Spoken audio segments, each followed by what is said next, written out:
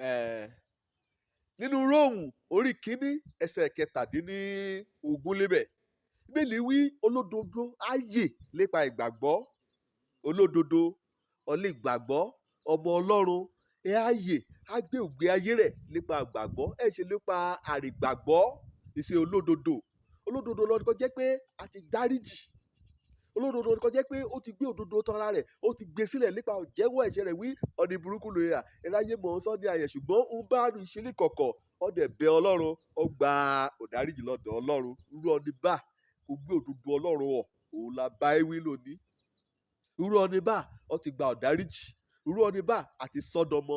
Irú ọ̀nì bá àti rà padà. Irú ọ̀nì bá àti dáríjì. Irú ọ̀nì bá àti sọ́de ọ̀nì ayẹyẹ. Onígbàgbọ́ tòótọ́ á bẹ̀rẹ̀ sí gbé ìgbé ayé Kristi Jésù ní kété ó bá ti di ọdún ìgbàlà. Ẹ̀mí Ọlọ́run á yí ọdún rẹ̀ á yí ọkàn rẹ̀ á yí padà.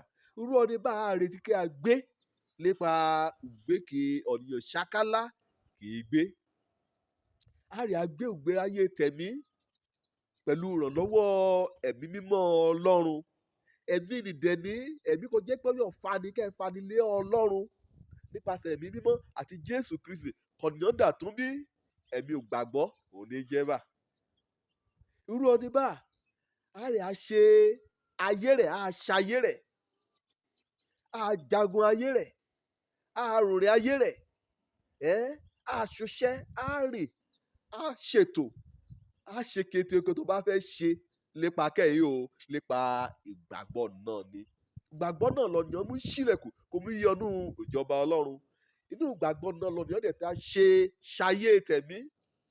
Inú ìgbàgbọ́ lọ́nìyàn tí a rìn títí ká mú dé òpin eré òjé ni. Olódodo á ṣètò ayé rẹ̀ á àgbègbè ayé rẹ̀ á ròrìn ayé rẹ̀ nípa ìgbàgbọ́.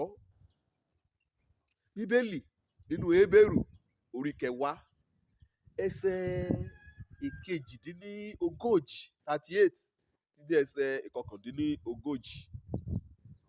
Bí olódodo á yè nípa ìgbàgbọ́ ṣùgbọ́n èèrà kan bá ti pè yín dà kó nínú ìgbàgbọ́ ni.